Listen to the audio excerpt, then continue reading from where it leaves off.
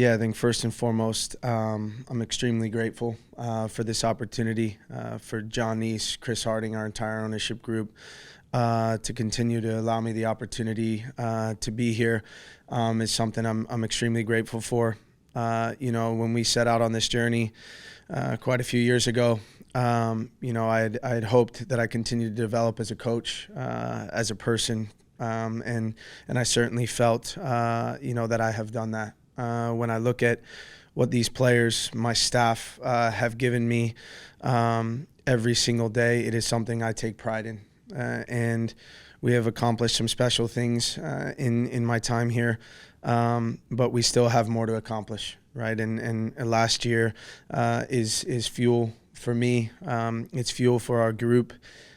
We did a lot of impressive things last year, but we fell short at the end of it. So, the last thing I'd say, and I would like to make clear to everybody out there is how grateful and thankful I am for my wife and my son. A lot of sacrifice goes into life in general when you have somebody in the position that I am in.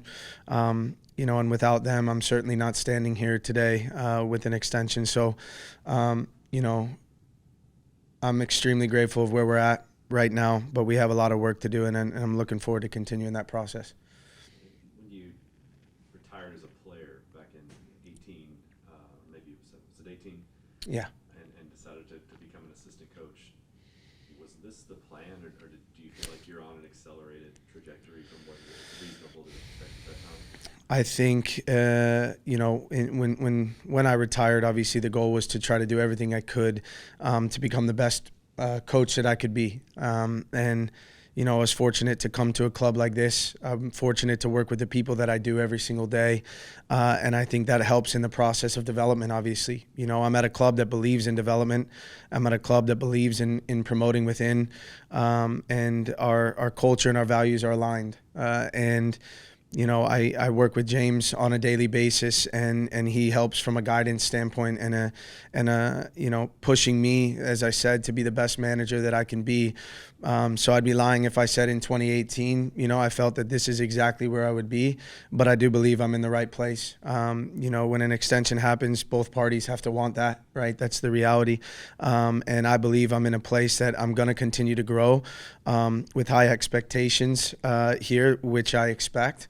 And I wouldn't want it any other way. This is a club that, there's plenty of managers around the world that would want to be here. And I'm fortunate to be the one here now. What's your biggest accomplishment thus far, and what do you hope to accomplish in the next, extension that you've got? Yeah, I think this sounds like a blanket statement, but when I look at the growth that I've had as a manager, there's been a lot of ups, there's been a lot of downs, but it's reflecting on those and trying to improve every single day. Last year was special. There was a lot of special moments for some individuals in that locker room, and then obviously collectively. I think the one thing that will stand out for me for sure is watching these guys who poured their blood, their sweat, their tears, into lifting a trophy at the end of the season last year. That stands out to me, and so it really isn't about, for me, special moments that I've had. It's watching this group, grow and get close and see them accomplish one of their goals last year is probably one that sticks out to me. And then this year it's been watching the group come back together and then integrating some new pieces and trying to become the best team that we can be. You're going into year 3 and you go through 2025. So what's it mean to have some stability with the team? What's it mean for you personally and for the team as well? Yeah, I think the biggest thing is that you have that internal drive to want to be better. You have that internal drive of wanting to succeed, and I think that regardless of the timeline on the contract, the biggest thing is I'm extremely driven and hungry to want to lift a trophy at the end of the year, to want to make sure that we are representing ourselves as a manager and players to reflect the community, right? And so when I look at the time of the contract, I try to look at the focus of, are we doing the things we need to do every day to improve? And if we do that, I think it puts us in the best position to be successful at the end of the year. From the first game that you managed as the head coach to now, how do you feel like you've changed or evolved or learned? And what are some of the things that have allowed you to be successful over time? I think the reflection piece has been key. When I first took over, it's very easy to be hypercritical of yourself, and but my job is to reflect and go, okay, what could I have done better here? And even in the games that we lost last year, I'm constantly trying to improve. I think an area of growth for me from day one to now is to try never to be too high and never be too low, to find that middle ground of, okay, this is part of the process. And when you win, it's part of the process. When you lose, it's trying to learn and grow and figure out where you could have done better in that week. So I'm still constantly looking to improve, as I've said, and by no means do I feel any manager out there is a finished product, as long as you're willing to put in the work and understand where you have to be better.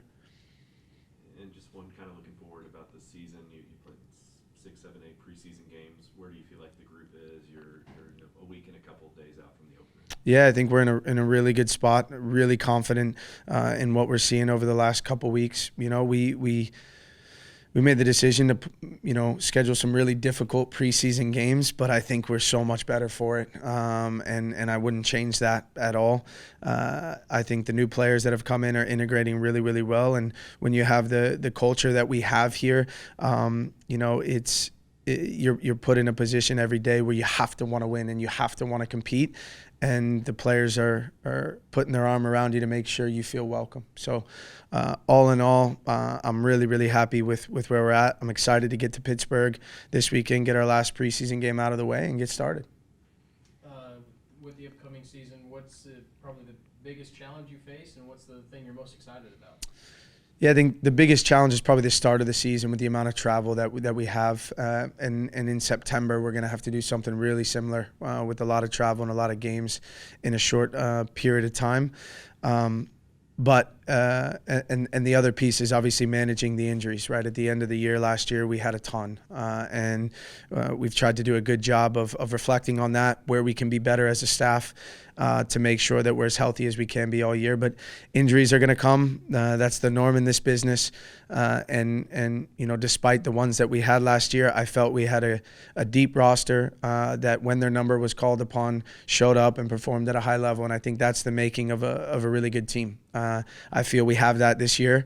We certainly have injuries, but we're going to continue to try to manage those as best as we can. Thank you. Awesome. Thanks, guys.